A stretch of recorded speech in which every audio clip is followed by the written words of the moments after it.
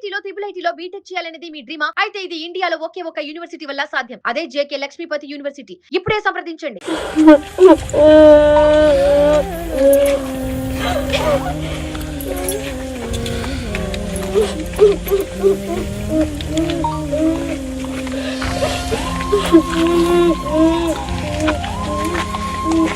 మా పిల్లలు దారి పడిపోయినాడు. ఇన్ని రోజులు పెట్టి దీన్ని అనుకున్నాం. ఇది కూడా ఇప్పుడు hello, welcome back Suman TV. చూడొచ్చు మీరు ప్రస్తుతం ఏదైతే కుక్క జిపిఎస్ కనెక్ట్ చేసిన తర్వాత ఒక 8 గంటల్లోనే ఇది జిపిఎస్ కనెక్ట్ చేసిన తర్వాత ఒక విచిత్రంగా మారిపోవడం జరిగింది కుక్క. అయితే దానికి సంబంధించి రాత్రి దాన్ని బంధించడం జరిగింది. ఈ రోజు మధ్యాహ్నం 2:30 గంటల ప్రాంతంలో ఒక మృత్యువాత పడడం కూడా మనం చూసాము. అయితే దీనికి సంబంధించి ఏదైనా కీలక అప్డేట్ ఇచ్చేది కుక్క అనుకుంటే దానికి అది కూడా చివరికి మాయమైపోయిందని చెప్పుకోవచ్చు. తల్లి ఆ విషయాన్ని ఆ మాట చెవిలో వినపడగానే తల్లి చాలా రోధిస్తూ కూడా ఇక్కడ మనం చూసాము. ఇందాక విజువల్స్ లో చూడొచ్చు. అయితే ఒక మహిళ బాధను అర్థం చేసుకోవాలని ఏదైతే సినీ ఫ్రేమ్ కరాటే కళ్యాణే ఉన్నారో ఇక్కడికి హైదరాబాద్ నుంచి కూడా ఇక్కడికి రావడం జరిగింది. ఈ వార్త విని నేను ఈ వారం రోజుల నుంచి కూడా ఈ వార్త వింటూ నేను చలించిపోయాను.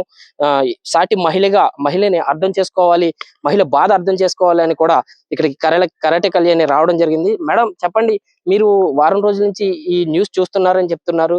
ఈ రోజు ఇక్కడికి రావడం జరిగింది. ఈ వెతుక్కుంటూ ఈ తోట కూడా మనకి చెప్పచ్చు సుమారు హైదరాబాద్ కి 650 కిలోమీటర్ల దూరంలో ఈ తోట ఉంది. అయితే మీరు ఇక్కడికి రావాలని ఎలా అనిపించింది మీకు? అంటే 7 రోజులు 8 రోజులుగా చూస్తున్నానండి. నేను చూస్తూ ఇంకా నేను ఒక వేరే వర్కౌట్ ఉంది. ఆ వర్క్ కన్నా ముందు ఇది చూసుకొని అటు వెళ్దాంలే అని ఫస్ట్ వీళ్ళని చూడాలి, వీళ్ళని పరామర్శించాలని వచ్చాను. బట్ ఏంటంటే నాకు మెయిన్ వారం రోజుల నుంచి అందరిలాగే నేను ఉత్సుకతతో చూస్తున్నాను టీవీ. ఏ క్షణం ఏ అప్డేట్ వస్తుంది, నిమిషంకి ఏ టీవీలో దొరికింది, ఆ పక్కనే ఉంది, బట్టలు దొరికి ఇట్లాంటివి పెడుతుంటారు కదా తంబునేల్స్. అవి చూసి నిజం అనుకుని ప్రతిదీ ఓపెన్ చేయడం, చూడడం, వేరే రావడం. సో ఇవన్నీ చూసి తంబునేల్స్ చూసి కూడా ఆనంద పడుతూ ఉన్నాం మేము. వచ్చేసింది, దొరికేసింది, పాప దొరికింది, పక్కనే తోటలో బట్టలు దొరికాయి, అవి దొరికాయి, ఇవి దొరికాయి అంటే నిజం అనుకున్నాను. కానీ అవన్నీ కాదు. లోపల ఉండే మ్యాటర్ ఇంకా వెతుకుతున్నారు, ఇంకా కూంబింగ్ జరుగుతుంది. ఎక్కడుందో తెలియదు. తల్లిదండ్రి కోసం కూడా ఇచ్చేస్తున్నారు అవన్నీ. సో అది చూసి కొంచెం నాకు కూడా ఫస్ట్ వీళ్ళని కలవాలి, వీళ్ళని ఓదార్చాలి, వీళ్ళకి ధైర్యం ఇవ్వాలి. ఎవరు రాకుండా పోలీసులను చూసి భయపడుతుంటారు కదా, ఒకళ్ళు వస్తే వాళ్ళ ధైర్యం వస్తుందని నేను వచ్చానండి. అయితే ఈ కేసులో ఏదైతే కుక్క కీలకంగా మారింది, కుక్క కూడా చనిపోవడం జరిగింది.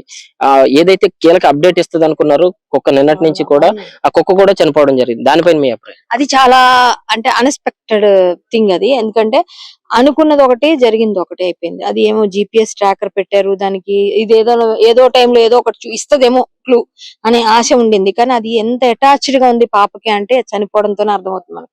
అది ఆ పాపతో ఆడుకొని మనకి మామూలుగా మూగ జీవాలకి ఎక్కువ అటాచ్మెంట్ ఉంటే అవి భోజనం కూడా చెయ్యవు. మనకేమైనా జరుగుతుంది అంటే వాటికి ఫస్ట్ తెలిసిపోతుంది. అది ఫైట్ చేసింది. అవతల ఎవరైతే పట్టుకెళ్లారా, జంతువా మనిషి తెలియదు, వాళ్ళతో ఫైట్ చేసింది. అది చేసి అలిసిపోయి ఇంకా వచ్చి అదేదో చెప్పడానికి ట్రై చేసింది, అవ్వలేదు. తర్వాత పోలీస్ వాళ్ళందరూ అంతా పట్టుకుని ఏదో పెట్టారు. మరి వెటర్నరీ డాక్టర్ ఉన్నారో లేదో తెలియదు. ఆయన ఇట్లా పట్టుకునేటప్పుడు చూసాను ఆ విజువల్ కూడా.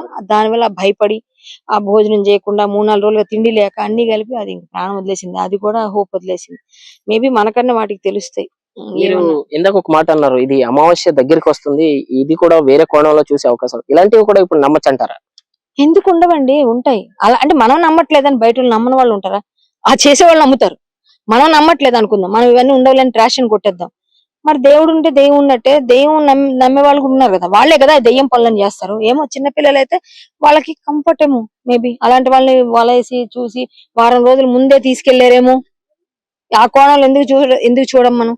అది కూడా మనం సస్పెక్ట్ చేయాలి.